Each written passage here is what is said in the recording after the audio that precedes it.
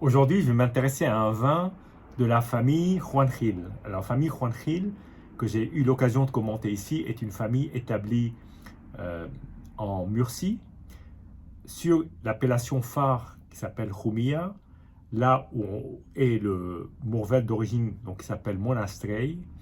Et cette famille-là a bâti tout un domaine et puis d'autres domaines répartis en Espagne et parfois même en association avec d'autres vignerons et d'autres négociants.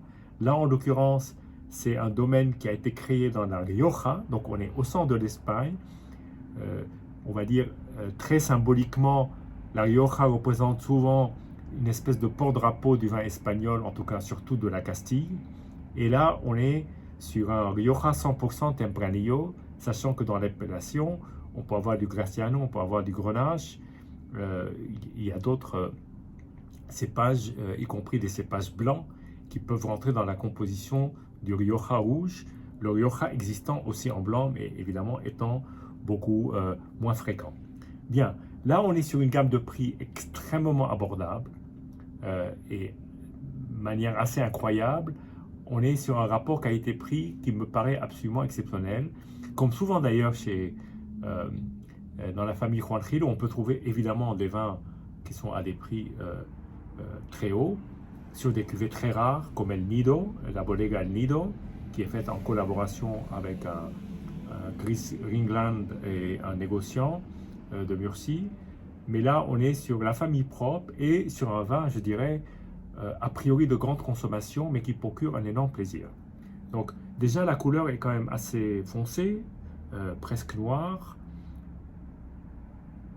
Et dans les arômes, on a vraiment des arômes de fruits mûrs très légèrement chocolatés.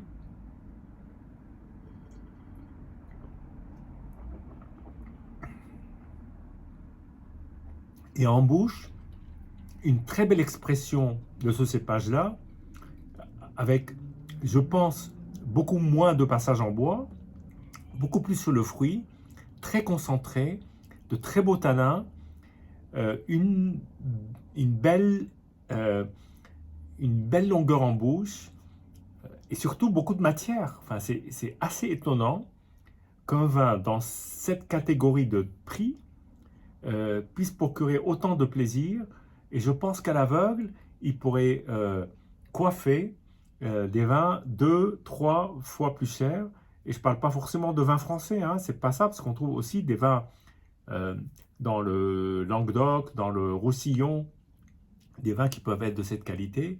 Là, on est sur quelque chose qui est en plus extrêmement construit, charpenté, une belle matière, de beaux tanins.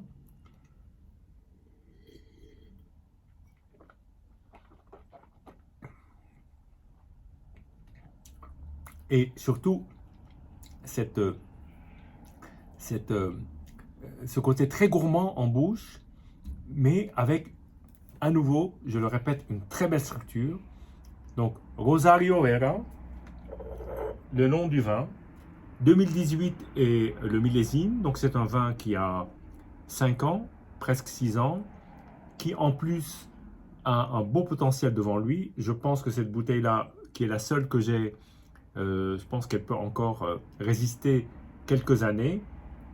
Et surtout, une expression très directe du fruit avec une magnifique euh, robe d'un beau tanin et puis une suavité en bouche, des fruits mûrs.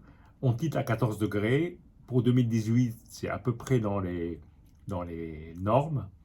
Et on a ce que moi je peux appeler l'expression la plus directe et la plus franche de ce beau cépage qui est le Tempranillo. Voilà. Santé et à bientôt.